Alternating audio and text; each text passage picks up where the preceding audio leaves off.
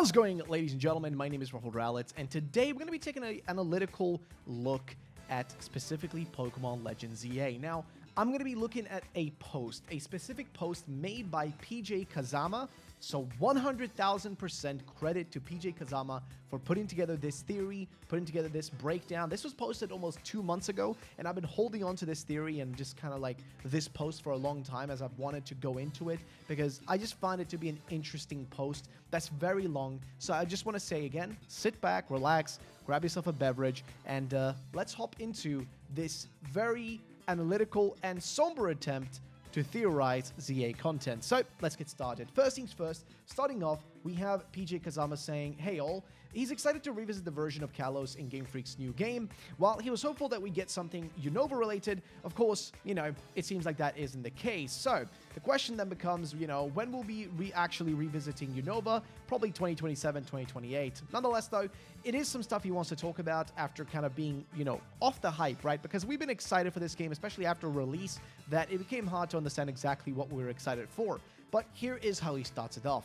Part 1. Now, part 1 of this post has got to do with past or future. Now, I think most of you guys know what we're talking about when we say past or future, but like he says here, the Legend series appears to be more of an experimental extension to Game Freak's mainline games, providing fertile grounds to tell or retell stories from the past series of the game, which is true. We know the Legends Arceus, as he mentions here as well, was set in a past version of the Sinnoh region, which makes sense. It was them trying to reinvent that region itself, and this also allows Game Freak to more or less revisit old places, old regions, old locations, and can kind of reuse concepts, but add to them, right? They added way more to Sinnoh's lore through the use of Pokemon Legends Arceus.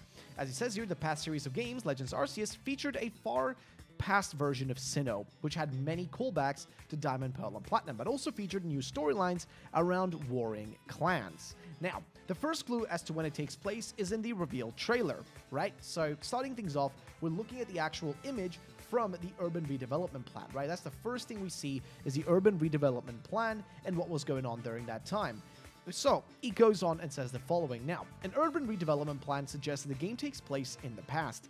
It suggests that the plot of land of current Lumiose was purchased, and an investment is being made to redevelop the area for the purposes of modernizing the land and improving aging structures, a la Urban Renewal. He then links over to Urban Renewal, which, if you go over to inclusivehistorian.com, is specifically explaining that Urban Renewal is the process of specifically seizing and demolishing large swaths of private and public property for the purpose of modernizing and improving aging infrastructure. So it makes sense. It continues on and then says that the trailer continues to present a blueprint of what looks to be the current Lumiose city. One notable structure found in Lumiose is the Lumiose Tower. Now, Kalos was based on France, and Lumiose Tower is a reference to the Eiffel Tower, a major national landmark which was officially built in 1889 and took 2 years to build. Now, considering this piece of evidence, he says that Theory 1, and now he's going to specifically go into, what time frame we can expect this game to take place. But yes, basically just looking at like a lot of the stuff we've already talked about previously, one of the things that we've noticed is that there are connections between a an actual real-life redevelopment plan that was supposed to exist or did exist for Paris, like the location that Lumiose, of course, is based off of. There was a real one that was actually supposed to be had and was had back in like the 1700s, 1800s, right? Like pretty far back in time where it took place. But his theory kicks off as following. Theory 1. Therefore, I theorize that Legends Z-A will take place 100 to 200 years before the events of X and Y. That's actually a pretty solid time frame. I don't think we necessarily need to go like fucking 1,000 years back in time. That's a little ridiculous. I think this is a genuinely decent time frame to put it at. He continues on saying that now Game Freak do not necessarily need to follow real-world timelines, and they never do. Game Freak has a tendency to use real-world, influences, but they don't put it as a one-to-one, really, ever. He says that they're a fictional series, and often they do take liberty with the series in different directions they choose, which is true. Again, this is something Game Freak always does. They've never really stuck on one path when it comes to using real-world influences. They'll take and pick and choose what they want, which makes sense. It's supposed to be a creative thing. It's not a real-world retelling and one-to-one comparison. Same way Paldea isn't literally Spain and Portugal, it's based off of it, use inspiration off of it, but it's still its own region, its own place, its own Pokemon made-up location. He continues on saying here that as a result, it can be difficult to nail down exactly what their plans are. Also, considering they may not be looking to necessarily expand an old tale, but add fresh lore. Which is true. There's a chance that for Legends X and Y, or Z-A in this case, that we're gonna get more of an expansion and kind of a furthering of the lore from specifically X and Y, because we never got Pokemon Z, right? Pokemon Z was a planned game which was supposed to kind of complete the lore of X and Y, because Zygarde never really got explained. Zygarde was kind of pointless in a sense in that game. You only really just went to the Terminus Cave and caught it, and that was the extent of it, right? There wasn't really much else there, and the lore was never fully fleshed out. Whereas if you look at something like Black and White, where the lore was fully fleshed out and got way more attention, we didn't really get that in X and Y. They really kind of skipped over that. He says, as such, we have another historical event which may give us a due time, and this place, where this place could take place, right? Now, this piece is taken from Yveltal's history, which states the following. It happened around 800 years ago. Now, the Pokemon known as Yveltal spread its ominous wings, engulfing the lands of Kalos and darkness. At that moment, people and Pokemon throughout the land began to fall one by one. Yveltal let out a piercing cry and took to the sky, vanishing to an unknown location. The ancient myth of Yveltal. So yes, Yveltal, has this whole event that took place, and I think this is like a story that is told, I think in the Pokédex as well. I think there are mentions of this too. But yes, this source, if we go over to villains.fandom.com/wiki/Yveltal, this is stated here. It's an ancient myth on specifically Yveltal, an ancient myth about it. And if you look at its Omega Ruby Alpha Sapphire, as well as its Pokemon X Pokédex entry, when this legendary Pokemon's wings and tail feathers spread wide and glow red, it absorbs the life force of living creatures. Again, kind of ominous. Nonetheless, though, continuing on here, our fellow here says, so the next timeline we can expect would be during the events described in Yveltal's myth 800 years ago. Now, while the Eiffel Tower may have been built over 130 years ago, it's feasible that they initially constructed the Lumiose Tower way before then and continued to maintain the structure while building the city around it, which, again, is highly possible. Again, real-life history and this kind of history doesn't need to coincide 100%. There can always be kind of outliers. I mean, again, even Xerneas makes an appearance in Pokemon Snap, and there's a whole ancient story about Xerneas there. Is that the same Xerneas we know about? Is it a different one? It's not really explained now, is it? Either way, though, we're going to move over to Part 2 now. Part 2. Who's building Lumiose City, right? Who's actually the one building Lumiose City? What company is doing this? Who is doing this? Now, during the trailer, we may have gotten a clue as to who might be responsible for Lumiose City's redevelopment plan. He says, a vision, a beautiful coexistence between people and Pokemon, of course. Now, if you haven't played X and Y, I want to inform you that this section will contain story spoilers. So, it's a warning for you guys watching this video as well. Again, it's a spoiler warning for myself too, but if you haven't really played X and Y by now, like myself, then it's our own fault. Right, either way, during the events of X and Y, another character whose main goal was to create a greater beauty, was a specific character. He says he appeared to want to create a more beautiful society and adamantly believed that some people were inferior to others. We initially meet him in Lumiose City, at Lysander's Cafe. I'll say that again. There's a cafe named after him in Lumiose City. Okay, fair enough. Now, you might be thinking, how would it be possible to have this cafe 200 years ago, way before Lysander was actually born? As it turns out, Lysander is actually his last name, and his full name is Flordelis Lysander. That's a special name. This suggests that Lysander's Cafe was actually built by one of his ancestors and named after their surname. That's actually a kind of cool little detail. So, when did he get all this money? As it turns out, Lysander is a descendant of one of the Twin Kings. If we look over at the Twin Kings specifically, if we try to find anything to do with the Twin Kings, because I don't know much about X and Y lore, but continuing on though, he says that basically he is he's a descendant of one of the Twin Kings. As such, his lineage comes from royalty and has had enough wealth to fund his redevelopment plan. This does not mean that Z-A Lysander is evil. Now, one of the twin brothers was so spooked with what he saw that the ultimate weapon did that he decided to hide it. Assuming that AZ is the other Twin King, I'd assume that his twin brother actually served humanity by hiding the weapon. As such, Z-A Lysander may be looking to actually improve society, a virtue basically destroyed later by X and Y's Lysander. Which, if we think about it, I don't know if it's going to be necessarily Lysander. I have actually a kind of counter theory to this. I have a bit of a counter theory, which is that I still think that the organization we're going to see, the organization that's actually doing the redevelopment is going to be the Quasar group, right? The Quasar Foundation, the Quasar team, whatever you want to call them. Now, the Quasar is specifically what that logo we've seen, that like weird logo that shows up a few times. We know that that is based on a quasar, a specific kind of space term used for, I can't really explain it. It's like a galaxy collapsing on itself. Doesn't really matter. Point is that Quasar also connects well to all the names and all the people within Team Flare. Team Flare is literally based on solar levels, right? Like different solar flare levels, right? That's what all the admins are based off of. Overall, they're all based on some kind of space. So the way that people are looking at it is that Team Quasar probably is an early version of Team Flare, similar to how we had the Expedition Squad that was clearly the inspiration for future Team Galactic, right? Even the logo of Team Galactic was similar to the group from specifically Pokémon Legends Arceus. So the situation here could be the same. Team Quasar, Group Quasar, the Quasar organization, whatever they are, if they do exist, most likely, at least in my opinion, and based on what I can understand, I would assume that they are going to be serving a similar purpose to the Expedition Squad, and we're going to be just part of that group. We're going to be joining that group and helping them redevelop Lunios just to make it a better place for people and Pokemon, right? A vision of a beautiful coexistence between people and Pokemon. But later down the line, Team Quasar and whoever led it, probably an ancestor of Lysander's and an ancestor of somebody else, like maybe Professor Sycamore, or really anyone, to be honest. Some ancestors of theirs were part of the good side of things and were actually part of Team Quasar when they were trying to do good. And then eventually it was destroyed and turned into Team Flare eventually, and kind of ruined by Lysander later in history. Again, that's at least the way I look at it, but according to our friend here, they say that one of X and Y's Lysander's ancestors is spearheading and funding the urban development plan.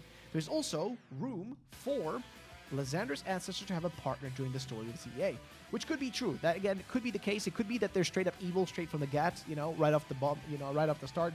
We instantly have an evil group to deal with, but who actually knows? We'll have to wait and see if that actually develops. Part 3 is Mega Evolution. Now, they start off by saying that let's first understand a few things about Mega Evolution. Now, Megas are introduced to us by Corinna, and later, Gherkin, aka the Guru, Corinna's grandfather.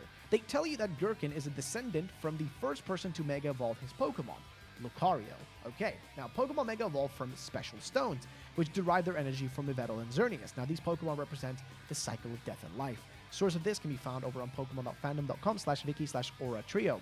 However, here is another great post about the potential source of energy from these crystals. If we go over to this actual post here, it's a post made on Pokemon Conspiracies about a year ago by Legal Threat 5582, who says the 3 energies of Mega Evolution. It's a long theory that goes into the life energy, the space energy, and overall, what is it that Mega is based on? Like, what is it that Megas come from? So again, if you guys want to look into that specific post, I'd highly recommend it. However, moving into the rest of this, he says that there's another great post about the potential source of energy from these crystals, which also include the potential of space being another source of power. Now, so is it feasible that Megastones actually derive their energy from the cycle of death and life, as well as the Earth itself? Interestingly, crystals can be found outside of Geosench Town on Route 10, and later revealed to be the graves of Pokemon after firing of the ultimate weapon, which, yes, is kind of a disturbing whole part about that, which, yeah, I don't really know what else to say about that, except that it's a bit disturbing. Now, so Pokemon can Mega Evolve using a Mega Stone, have the potential to Mega Evolve, and have bonded with their trainers. There's one exception, however, and that's Rayquaza. See, Mega Rayquaza was introduced in ORAS, and as opposed to receiving the Primal form, was actually able to Mega Evolve without a stone. Now, apparently, this is due to having Mega Energy stored within it. This is the only Pokemon that can Mega Evolve without a stone. The Guru tells us that despite the name, the Pokemon do not actually evolve, and it's more of a transformation. Now, this transformation is temporary, and the Pokemon revert at the end of the battle. The transformation is also apparently painful to the Pokemon, as noted by many Pokedex entries. Moving on from that, we have a few theories. Now, they say here, I say all this to say that Mega Evolution has a lot of potential, and are obviously going to play a part in Z-A. It'll be impossible to theorize anything too specific because it's pretty much an open-ended case, right? It is true, Megas, they are returning for the first time in a long time. People love Megas. They were one of the favorite features of all people. But if you really look at a lot of the background to it, Megas are kind of disturbing. Nonetheless, though, theory 1 here is that we're going to meet Corinna and Gherkin's ancestors. The first people to have Mega Evolution is Lucario. This could have been spread later as well as we play to other trainers, including ourselves. Since Mega Evolution also requires a trainer bond, I'm unsure how they'll handle the whole boss battles that they had us fight in Legends Arceus. Theory 2 is that other Pokemon will probably get Mega Evolutions like how we got new ones in Oras. Old Mega Pokemon will likely return, but it's contingent on whether or not Game Freak decides if they want a new band of Mega instead, which I think all the old Megas will return. I think that just makes sense. It would be weird if they didn't return all the Megas. I think all old Megas will return, and we might get an introduction of like 10 to 12 new Mega Evolutions on top of that, right? Like, I think that seems like the most reasonable case. They also say here, the theory is that Mega Braces haven't been introduced, so a more unoptimized form of Mega Evolution is possible. Example, limited to only 5 rounds or 5 turns. So this could be a cool idea if they decide to actually change up how Megas work. Now, I've said and I've theorized, what if we get like a Z version? And I even suggested some artists make some Z versions of Megas because I think that would be really cool. And guess what? Our boy Subarashi actually did that. But Z Megas is something that I personally think could be a real thing. Like a new version of Megas that was a little bit more broken, that was a little bit more, unstable and very early on in development. I genuinely think that could be pretty cool. However, though, let's move on to Part 4. Part 4 is literally listed as just Z. Here's what it says. As noted earlier, Yveltal, Xerneas, and Zygarde make up the Aura Trio, a fan term, not an official one. However, Zygarde doesn't actually appear to be connected to Yveltal or Xerneas, aside from X and Y's motif. Additionally, Zygarde monitors the balance between these two. Yveltal represents death, whereas Xerneas represents life. Zygarde, though, seems to be a protector of land. One other dimension of symbol involves 3D space. Now, Generation 6 were the first 3D Pokemon games, and X, Y, and Z represents the 3D axis, which, yes, the Y-axis, the Z-axis, and the X-axis, right? If you ever had to do math, you know what we're talking about here. And if you ever had to edit anything in 3D, you know exactly what I'm talking about. Either way, additionally, the Z-axis also represents orientation and motion. The Z-axis is perpendicular to the ground plane. Think of it as a line drawn between device at the center of the Earth. The value of the Z-coordinate is positive upward, away from the center of the Earth, and negative downward toward the center of the Earth. And again, the source for this is linked over to specifically developer.mozilla.org, which they specifically talked about the orientation and motion data explained. However, moving on, they say that this is likely attributed to why Zygarde protects the land itself, while monitoring the balance between Yveltal and Xerneas.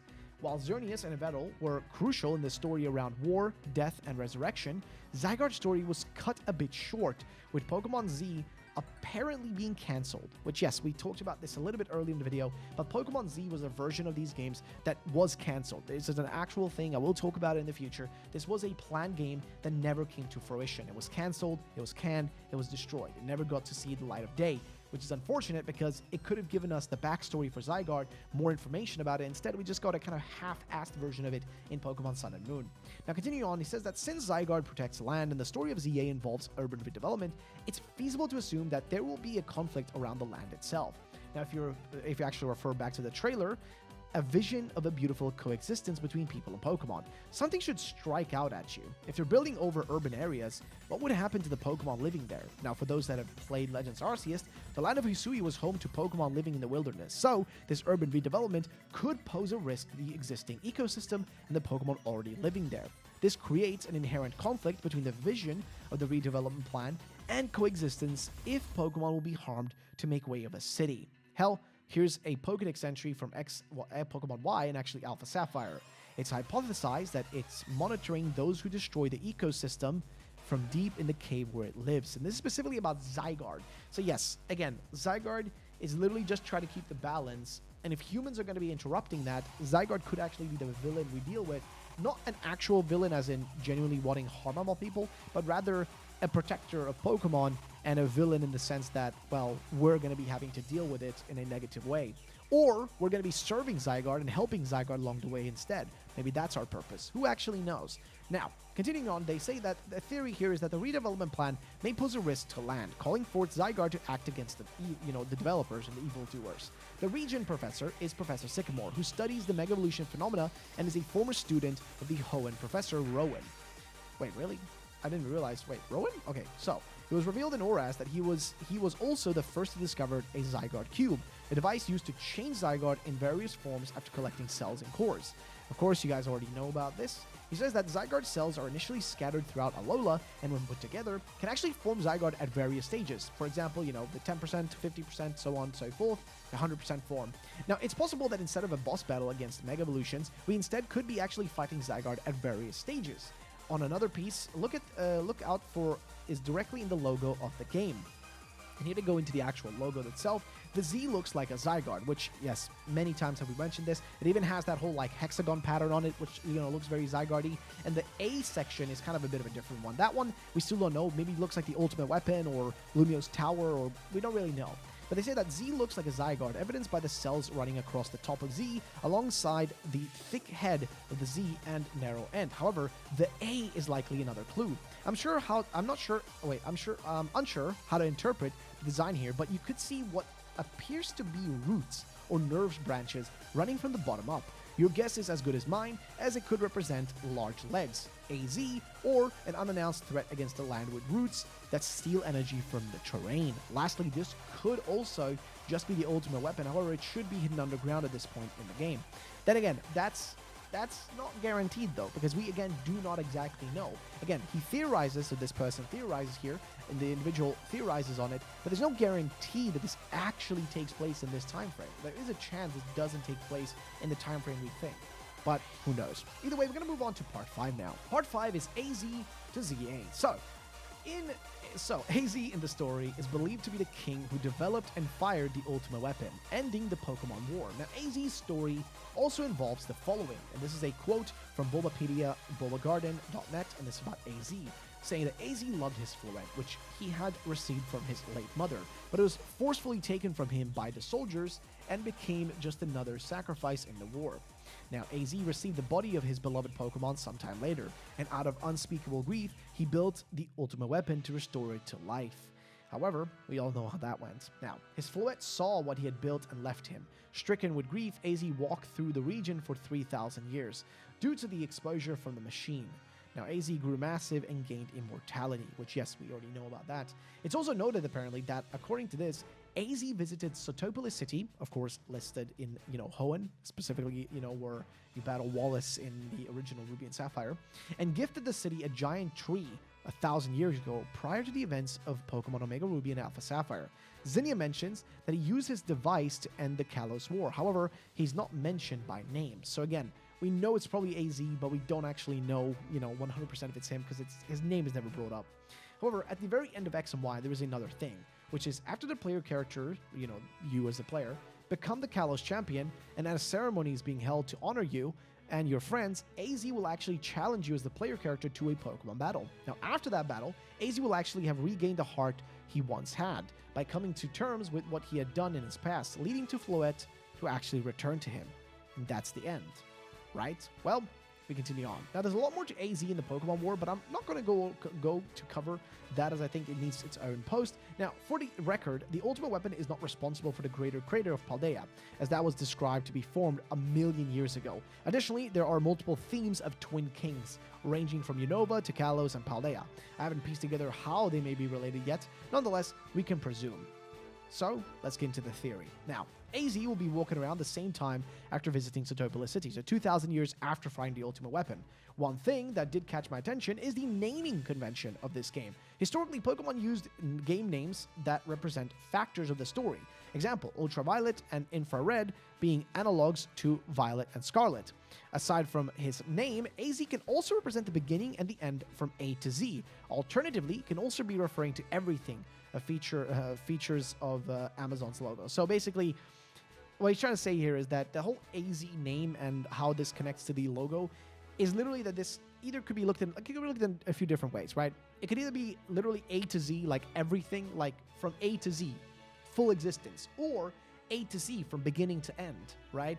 Or backwards in this case, from end to beginning, in a sense. That's kind of the way I look at it. Now, ZA would then suggest any multitude of end to a beginning. Honestly, I'm still unsure how this may be related, so I will hold off theorizing here until some info is dropped.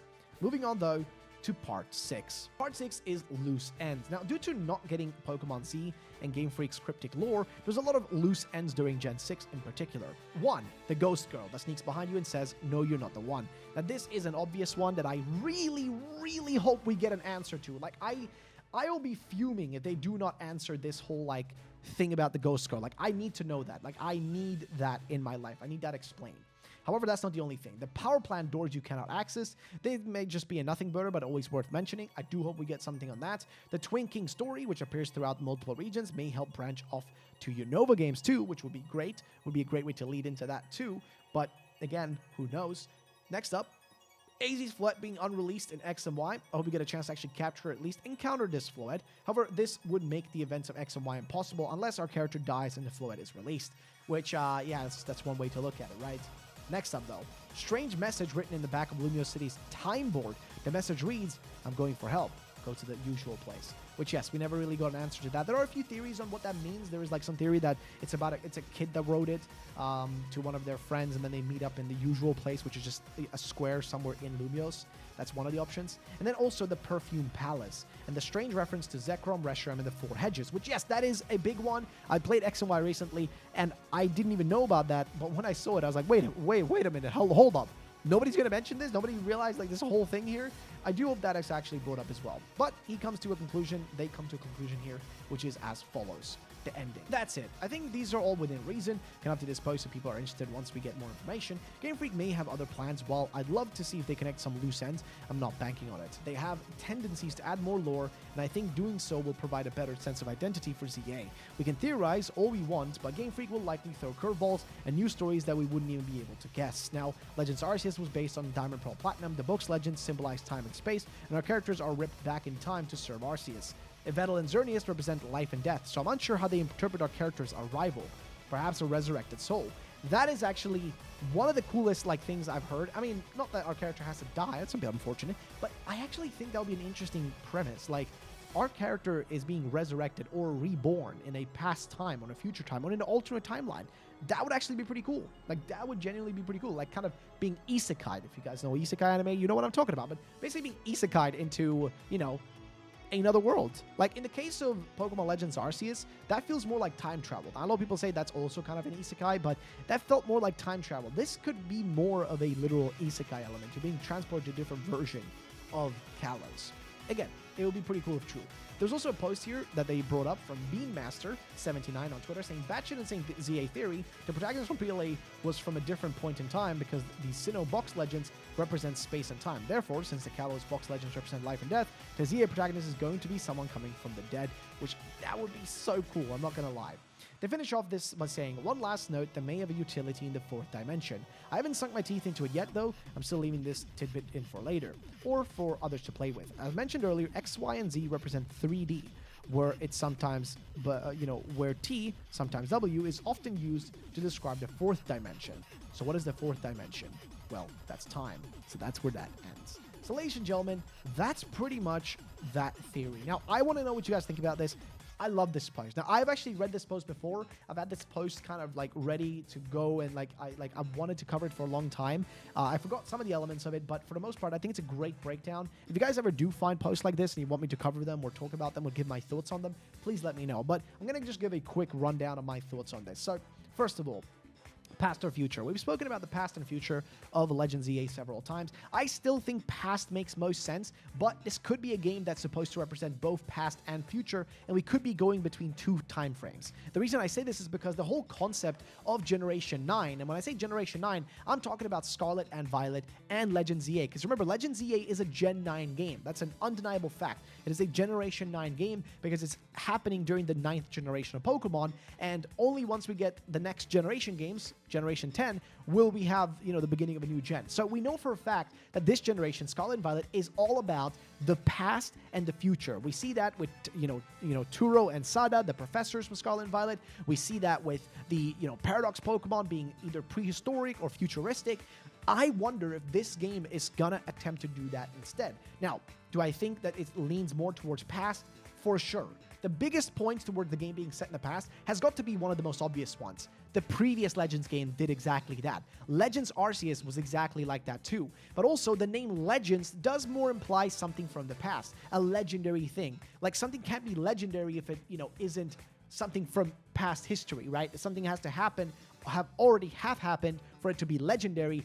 Otherwise, it wouldn't really make sense, right? Like, you can't say something is legendary in the future that hasn't even taken place. That doesn't really work. However, that doesn't necessarily mean it's the end-all be-all for the future, bros. I still think the futuristic version could still be the case here. It could still be a possibility. We just do not know yet. But I'm going to leave that part there. Moving on to the second part, though, which was more about like the actual villains and who is that going to be, who's doing the redevelopment. I think it's the Quasar Foundation. I think it's the Quasar Group. I think it's an organization similar to Team Flare, but it's like a good version of it. Or they could still be evil, but we just don't know it until the end of the game. And this time it might actually be hidden, as opposed to Lysander's very obvious evilness in X and Y. However, again, there's no guarantees for that either. As for Mega Evolution, I think we're going to get a third version of Megas. So we already have regular Megas, just regular Mega Evolutions. I think we're going to get like something like a Z version Mega, like an old Mega that isn't 100% stable. I think that makes total sense. A Z Mega or something like that would actually make sense. Are we going to have Mega Bracelets? Probably not if this is set in the past. If it's in the future, guaranteed we're going to have some different versions of Mega Bracelets too. But again, no guarantees for that either. As for Legends Z-A itself, again, I think the whole thing with AZ, it's just so much stuff that you can do there. AZ is 100% going to be in this game. The game is literally named Z-A, which is AZ's name backwards. Like, it's so obvious that he's going to be present in some way, shape, or form. He might even be the person guiding us, or the leader of Team Quasar. Maybe the person who led it. Who knows? At the end of the day, it's all theories. And I just want to give a massive shout out again to PJ Kazama. Again, shout out to PJ Kazama for this amazing... This is genuinely one of the best posts that I've seen when it comes to Legends EA. It is so thorough, it's so well paced, and it's just such a good post. Please give him some love. I'm going to be linking it down below, this exact post. Just give it some love, check it out, and well, thank you guys for watching today's video, and I'll see you all in the next one. Peace out, and bye-bye.